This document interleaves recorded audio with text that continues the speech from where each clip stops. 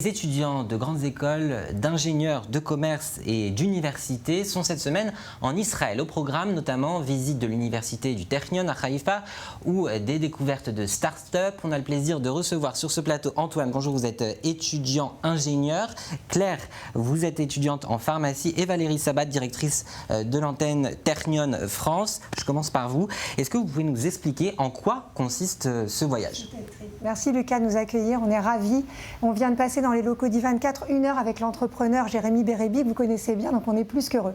Ce Tech Trip, c'est une première parce que c'est le premier voyage inter-école avec les grandes écoles d'ingénieurs et de commerce françaises et de certaines universités. C'est une découverte de l'écosystème d'innovation israélien et on propose aux étudiants pendant 5 jours une rencontre avec des entrepreneurs, des startups, avec les labos du Technion. Nous y sommes allés lundi et nous avons rencontré Esther Segal, Joachim Béhar, Ilan Marek, qui sont des professeurs du Technion qui travaillent sur toutes les problématiques scientifiques et technologiques voilà, qui sont développées là-bas dans les laboratoires. On a rencontré ce matin Inbal Arieli à la Startup Nation Central qui nous a présenté son livre Chutzpah et disons un peu les explications autour de la Startup Nation, ce qui fait cet ADN si particulier. Les étudiants, pour certains, connaissaient un petit peu l'écosystème d'innovation israélien et pour d'autres pas du tout. C'est le cas d'Antoine qui découvrait à la fois Israël et ce qu'on appelle la Startup Nation. On a rencontré des startups en Smart City et mobilité, on a rencontré des startups médicales, on est allé au Perez Center for Peace, on a vu, je vous l'ai dit, les labos, on est allé voir Aleph Farm avec Didier Toubia qui fait de la viande cellulaire. Donc voilà, un tour d'horizon un petit peu large de tout le système entrepreneurial israélien. Voilà, beaucoup de choses à ce programme. Alors Antoine, c'est votre première fois en Israël. Qu'est-ce qui vous a marqué jusqu'à maintenant pendant ce voyage ?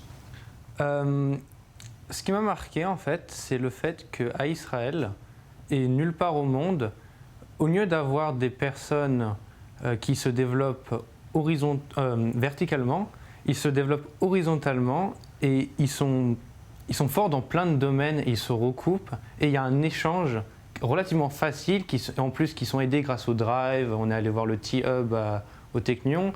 C'est des endroits où ils peuvent interchanger leurs connaissances et ça aide d'un point de vue significatif la création des startups et c'est super. Claire, vous, ce n'est pas votre première fois en Israël. Moi, ça fait déjà plusieurs fois que je suis allée en Israël, mais en fait, l'état d'esprit israélien, enfin l'optimisme, et vraiment, en fait, ils transmettent. Enfin, ça donne vraiment envie de créer une start-up. Enfin, on voit que tout est possible, et tant qu'on a un projet et qu'on se donne les moyens, et même le campus de Technion est vraiment magnifique. Il y a 15 000 étudiants avec tout type de facultés. Enfin, on voit que vraiment les étudiants ont toutes les ressources nécessaires pour pouvoir développer leur projet de start-up. Et on voit que la high-tech, c'est très important. Et notamment l'intelligence artificielle, on voit que beaucoup d'applications de santé utilisent l'intelligence artificielle dans ce domaine. Et donc, il y a encore beaucoup de choses à faire. Et vu de l'étranger, justement, on a l'image de cette Startup Nation. Est-ce que c'est ça que vous avez retrouvé ici ? Oui, totalement. Déjà, j'en avais déjà entendu, mais là, on va dire que je suis totalement convaincue. Donc, franchement, c'est une très belle expérience. Je recommande vraiment le voyage. Qu'est-ce que vous retenez surtout de ce voyage, vous, Antoine ? Moi, ce qui m'a marqué, c'est la diversité des personnes, des façons de penser et de travailler. Parce qu'on est allé à Haïfa, c'est au nord du pays. Après, aujourd'hui, on est à Tel Aviv. Et c'est des endroits qui sont géographiquement proches, mais qui sont totalement différents. Et la façon ils ont les mêmes problèmes, mais ils utilisent différentes solutions pour les régler. Et ça, c'est super impressionnant.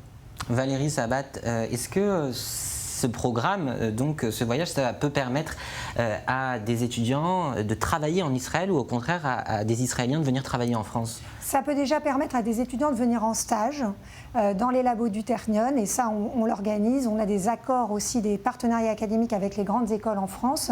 Ça leur montre aussi un peu l'envers du décor et ça c'est intéressant aussi parce qu'on apporte un esprit critique et ils voient que, et ce qui les a beaucoup marqués je crois et ce qui est important à retenir, on a beaucoup échangé avec les étudiants, c'est que finalement on a de nombreuses startups très successful mais on sait aussi échouer, on sait tomber, on sait se relever, c'est l'ADN israélien et on sait c'est recommencer. Et la plupart des entrepreneurs qu'on a rencontrés, Jonathan Abir de Eddie Knight, qui fait de la mobilité, ou Didier Toubia à Aleph Farm, nous disaient que finalement c'était leur 2e ou 3e start-up. Avant d'accéder au succès, il y a tout un parcours derrière qui n'est pas forcément très simple. Celui de Jérémy Beribi, c'est la même chose. Il y a beaucoup de volonté derrière, il y a beaucoup de travail aussi.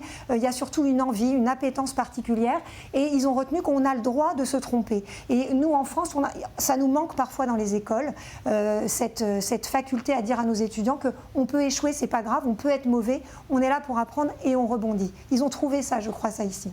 On a souvent aussi l'image d'un pays, Israël, miné par le conflit, par les guerres dans la région. Et est-ce que ça a changé votre image du pays, ce voyage ici ?